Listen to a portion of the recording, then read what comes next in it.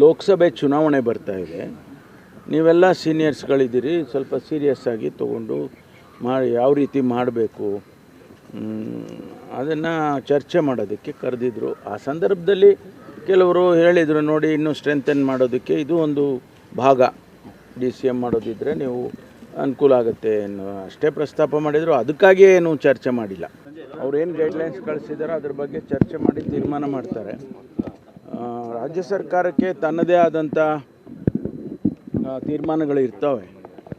ನಾವು ಈ ಬಾರಿ ಯಾವ ಟ್ಯಾಬ್ಲೋವನ್ನು ಕಳಿಸ್ಬೇಕು, ಯಾವುದರ ಬಗ್ಗೆ ನಾವು ಹೆಚ್ಚು ಇಡೀ ದೇಶದಲ್ಲಿ ಜನರಿಗೆ ಕರ್ನಾಟಕದ ಬಗ್ಗೆ ಗೊತ್ತಾಗುವಂಥದ್ದು ಯಾವುದಿರಬೇಕು ಅನ್ನೋದನ್ನು ಸರ್ಕಾರ ತೀರ್ಮಾನ ಮಾಡುತ್ತೆ.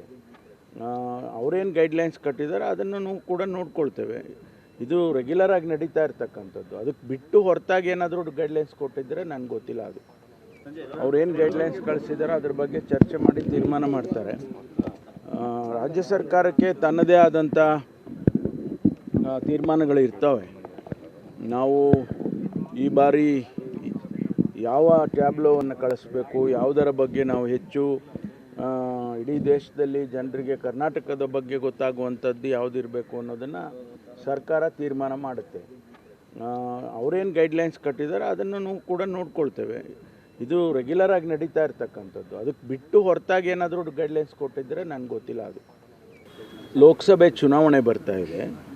ನೀವೆಲ್ಲ ಸೀನಿಯರ್ಸ್ಗಳಿದ್ದೀರಿ, ಸ್ವಲ್ಪ ಸೀರಿಯಸ್ ಆಗಿ ತೊಗೊಂಡು ಮಾಡಿ ಯಾವ ರೀತಿ ಮಾಡಬೇಕು ಅದನ್ನು ಚರ್ಚೆ ಮಾಡೋದಕ್ಕೆ ಕರೆದಿದ್ರು. ಆ ಸಂದರ್ಭದಲ್ಲಿ ಕೆಲವರು ಹೇಳಿದರು, ನೋಡಿ ಇನ್ನೂ ಸ್ಟ್ರೆಂಥನ್ ಮಾಡೋದಕ್ಕೆ ಇದು ಒಂದು ಭಾಗ, DCM ಮಾಡೋದಿದ್ದರೆ ನೀವು ಅನುಕೂಲ ಆಗುತ್ತೆ ಅನ್ನೋ ಅಷ್ಟೇ ಪ್ರಸ್ತಾಪ ಮಾಡಿದರು. ಅದಕ್ಕಾಗಿಯೇ ಏನು ಚರ್ಚೆ ಮಾಡಿಲ್ಲ.